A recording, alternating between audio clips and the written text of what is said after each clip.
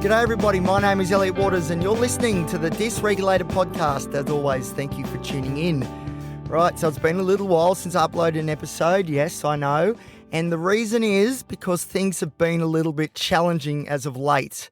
So I'll go through it quickly because I really want to get this episode out there, but I really don't want to give my inner critic a chance to butt in and say that it's no good and not to do it. So because that's been the theme of the last little bit, has been a lot of that inner critic just saying, you're no good, don't do it, and I haven't done it. But today, I'm not listening. I'm not listening to the inner critic today. There's been a bit going on. I went away on holidays. This is actually, this is a great way to highlight the extent and the pervasion of the anxiety that I feel. How pervasive, is pervasion a word? How pervasive my anxiety is. Because you go on holidays, supposedly when people go on holidays, they tell me they go, they relax, have a good time, unwind, all that sort of stuff. Well, for me, holidays, such as the one I'm about to talk about, are very stressful for me. So I went from Newcastle to the Gold Coast, so into Queensland, 8-hour drive. Of course, I drive because I like to meet people theoretically along the way, and that's sort of what I did. I stopped in a few places, men are the people that I am, and put lots of podcast posters up. So if you're from the north coast regions of New South Wales and you stumbled across this podcast because of my posters, please let me know so I know that they're doing something. Anyway, so I went to the Gold Coast. So that involved, organising accommodation, fuel, making sure the cars are right, all that sort of stuff. I'm telling you, it was the most stressful few days I've had in a very, very long time, and which is not good because preceding that, this is, 2-3 weeks ago, preceding that, I've been very anxious leading up to it. Went on the holiday, was hoping that I might be able to, switch off a bit and just enjoy myself, get out on the open road that usually does the magic for me. But unfortunately, this couple of days trip, it was very stressful for me. And it's stressful too that it was stressful, if that makes sense. There is stress from me. I am stressed right now because of the fact that I get stressed when I go on holidays. It's a stressful thought, lots of stress. So I went to the Gold Coast. You might be wondering why. Well, the mighty Newcastle Knights played the Gold Coast Titans in the NRL, the National Rugby League. So, of course, me being the big fan that I am, pride of the hunter, I've been to every game so far this year, all over New South Wales and Queensland. And I'm going again this weekend to Sydney, which will be good. Hopefully the Knights play a little bit better than what they did, though, in the Gold Coast because they were pretty flat. They were pretty hopeless. They mimicked my mood quite well. And I was sort of hoping that they might turn on a classic Newcastle Knights performance. I guess they sort of did by getting beaten. But, like a really good performance, beating the Gold Coast Titans, and that could have springboarded me, use that as an antidepressant for myself to then really rip in and enjoy the next few days. But unfortunately, the Knights played very much like how I felt and got beaten pretty convincingly. It was so bad that I'm yelling out, as a joke, of course, sort of, I'm yelling out, you owe me petrol money, it cost me hundreds to get up here to watch that crappy performance. So the Gold Coast trip was interesting because, first off, I went to watch the Knights play and the Knights lost. That's not really interesting, but the anxiety that I had the whole time was next level. I even stopped off into a little place called Nimbin. Now, those in New South Wales will probably know Nimbin. Nimbin's like the alternative sort of capital of Australia, of the country. So you can get a lot of marijuana there, you can get a lot of CBD oil. The police tend to turn a blind eye. There's a lot of psychedelics going around. There's a lot of stuff happening. So I stopped in to Nimbin because I've been looking for some really high quality and potent CBD oil. And that's exactly what I found, which was good. Already I've used it all up though, which is not good. I was actually talking to my doctor today about the whole CBD oil thing because I said, I went to Nimbin where all the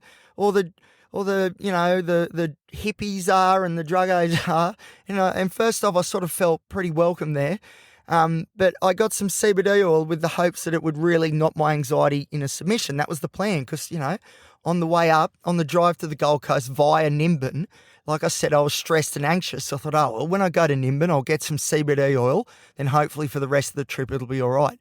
And it worked a little bit. You can't drive on it, it's a bit of a grey area, whether it's like legal or not in Australia currently, which is ridiculous. But anyway, that's a different story. But it was okay. It wasn't the the magic shot that I was really sort of hoping for, although I never expected it really to be. But, I think it did help a little bit. So the only problem is for one of these, these dropper vial things of CBD oil, the stuff that I got, which was the good quality stuff, it's about $130. Like this, once again, it's just everything costs so much money. So much money. So I asked my doctor today when I was there just before to get some scripts, I said, look, this CBD oil sort of helped, and I'm desperate because this anxiety just will not let up. I'm really getting desperate. Can we give that a go? Can we maybe prescribe it? Because I was hoping I'd get it cheaper through the Medicare pharmaceutical benefits scheme. But unfortunately, that wasn't to be the way. And I wasn't able to get it prescribed. So that's really frustrating because I think I'm going to have to keep using it because it did something. It moved the needle just a little bit, not much, but a little bit. And that's better than most. And this anxiety lately it's been brutal, very, very brutal. And it's now starting to tip into sort of depressive episode territory. So for me, often what precedes a depressive episode is lots of anxiety. And usually the anxiety is putting me into freeze zone.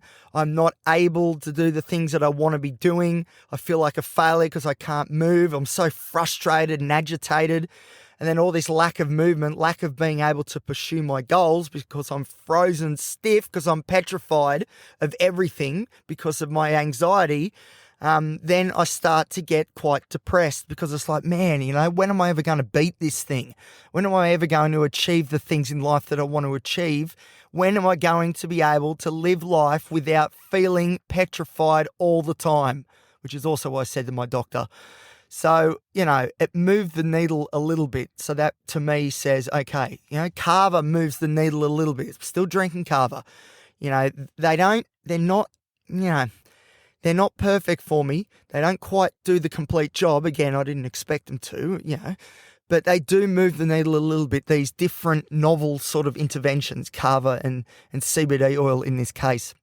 And I'm open to trying anything because this anxiety has been hellacious. It has. I was stuck in bed. When I got back from the holiday, I was stuck in bed again for 3 days, which was horrendous. The sweats thing was happening and all that sort of that real depressive negativity, this stress that I've got all this stuff due and I haven't done anything for it. And I'm, just my mind in overdrive thinking of all these negative scenarios and all these people that I'm supposedly letting down, including myself. It's been really bad.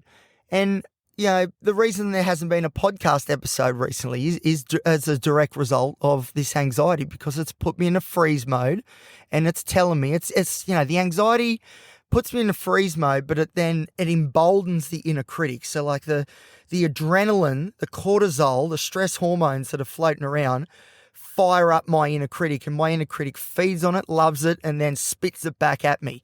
And that's what's been going on. So I haven't done an episode in a bit because it's been pretty difficult. I wish I had better news to report, but I don't.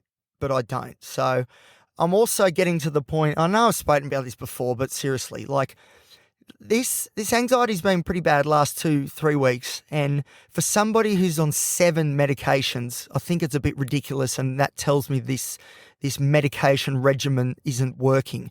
Now, everybody's probably thinking, well, duh, of course it's not, because you're still falling into these holes. But at the same time, it's I think the medications are helping a little bit, but they're not helping enough. Not for 7 of them, with all the side effects that I'm getting and all the potential long-term, damage that's being done. I sort of need better results than this, but I just don't know what options there are out there for me, which is why I'm turning to these novel options like CBD oil and kava as well, because I don't know how many options there are, to try and tackle the anxiety in particular. That's the thing. Benzodiazepines like Valium, like lorazepam, my old favourite, that's got me into trouble. Xanax, Clonopin, which is clonazepam, or, like these benzodiazepines are so good for anxiety, so good. But because they're also so addictive and you become so dependent on it, and it's not a sustainable option moving forward. But I'll tell you what, if they weren't so dangerous long term, like, for those that have had a benzodiazepine, I've had plenty. I'll tell you, like a low dose of like a lorazepam or Valium never really worked for me, but a low dose of something like that, just to knock the edge off, along with all the rest of the meds I'm on, I think would actually work pretty well. But I can't justify it. I can't do it. It's too scary. I've been through benzodiazepine withdrawals before. Horrendous. Felt like I was going to die and I was literally in hell. It was bad. It was my anxiety at the moment dialed up to 1,000. It's the trade-off just is not worth it. But man, I'd be a good candidate for it, because this anxiety, this generalized anxiety disorder that I have is chronic. It doesn't let up. I'm constantly freaking out. Like even on that drive to the Gold Coast, I'm singing songs in the car, trying to be all happy and jovial, try and, I guess, fool myself into thinking that everything's great. We're going on holidays, windows down, let's enjoy this.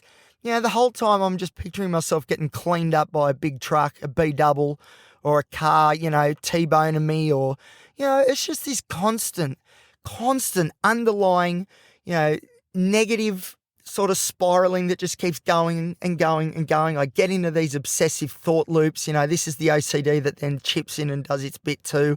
And then I'm obsessed with this idea that death is around the corner. And I've mentioned this a few times in a few little episodes, but I haven't confronted it just yet, but I'm going to have to, because it's keeping me up at night. It is still a problem, is my death anxiety. And on this road trip north, when I should have been fist pumping the air, singing me Akka Daka, singing me Oasis, getting ready for the mighty Newcastle Knights, I should have been in seventh heaven. That's what Elliot is all about. Road trips, brilliant. Being on the open highway, you beauty. All the ingredients were there, and yet I was still petrified of living. And like I said, that's exactly what it boils down to. And I said that to my doctor before, mate, I'm petrified of living. You know what he said, which was quite sweet? Elliot, I wish I could just give you a hug. I don't want you to be scared of everything. And I was like, mate, I know you don't, because we've tried so hard, and we just haven't been able to figure out how to dial down my amygdalas, the fear centers of the brain. How on earth do I dial it down? I'm still investigating. I'll let you know when I figure it out. But that's the latest. That's what's been going on the last couple of weeks.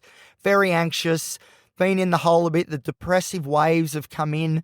Even the other day, I've noticed the weather at the moment's really playing its role as well. We've had some grey days, some pretty dreary grey days here in Newcastle lately, and my mood has matched it almost perfectly.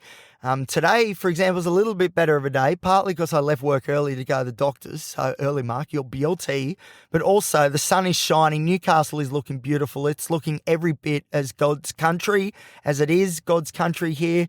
And my mood has improved, although I'm still anxious, but my mood has improved overall, and I think the weather's got a bit to do with it too. So there's so many variables.